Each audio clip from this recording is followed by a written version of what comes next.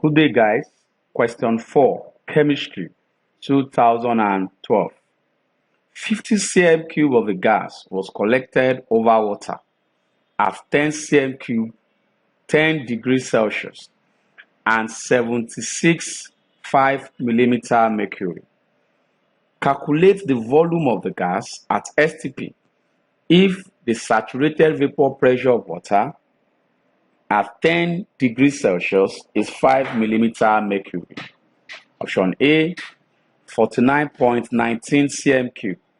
Option B, 48.87 cm cube. Option C, 48.55 cm cube. Option D, 48.23 cm cube. Please, I want you to understand that the question is drawn from a topic known as gases. In gases, there's quite a number of things you need to know. This question is drawn from general gas equation. Apart from that, you will note some certain things in this question. That the gas was collected over water. If the gas was collected over water, it therefore means that the saturated vapor pressure of the water, which is 5 millimeter mercury, must be subtracted from 765 millimeter mercury in order to get the dry gas. Being equipped with this information, please let us move to solve the question. In solving this question, please let us look at this critically. In solving the question, let's look at this critically. What we need to know is to bring out the information that was given in the question. The first information is that the volume V1, the volume which is V1, which is the volume which is V1 will be picked in the question. So I have V1, and V1 is the initial volume, which is 50 cm cube. That's V1. Then we have the T1, which is the initial temperature, which is 10 degrees Celsius. Now, you have to convert this degrees Celsius to temperature in Kelvin, and in doing so, you add 273 to it. So whenever you are converting from degrees Celsius to Kelvin, always add 273, and that is going to give me 10 plus 273 will give me 283 Kelvin. That is your T1.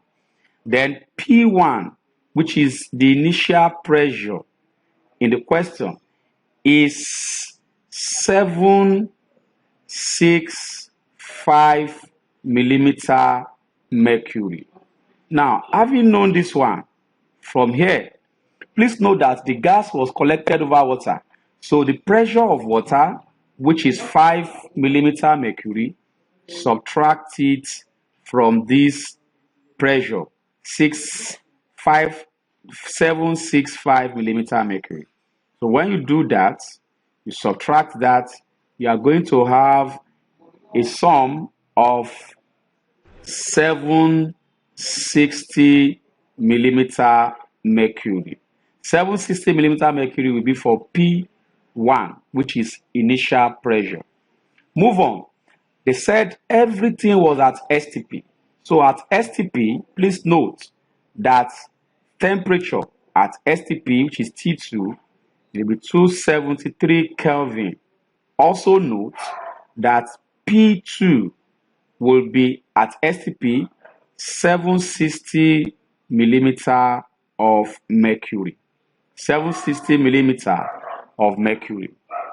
Therefore, you are asked to find the final volume. So what are we going to use? We are going to use a formula of general gas equation. And the formula of general gas equation is given as P1, V1 over T1 is equals to P2 V2 over T2. You might be wondering what is all this. P1 is initial pressure. V1 is initial volume. T1 is initial temperature. P2 is final pressure. And V2 is final volume. T2 is final temperature. All we need to do is to just slot in the values. Slot in the values. V1, put it in the place of V1. Then T1 and all like that. So let's just quickly put in the values. So I have my P1 is 760 millimeter mercury. So that is 760 times, what's my V1? My V1 is 50. So all over, what's the T1? The T1 is 283 equals to, what's my P2? My P2 here is also 760 times V2, which is the unknown. So I'm looking for V2 all over. I have my T2, which is final temperature, to be 273 Kelvin. So cross multiply, you are going to have V2 will be given as 760 times 50, then times 273 all over. You are going to have 760 multiplied by 283. So 760 can cancel 760. That gives us V2 will be multiply this and this out. That's going to give you 13650 all over 283. And if you do that math, you are going to get 48.23 cm3. And that is the value for V2. This is the final value for V2. So let's move back to the question. On getting to the question, please note that the correct option for this question is option D. After calculation, we got 48.23 cm3. And that makes option D the correct option. Thank you.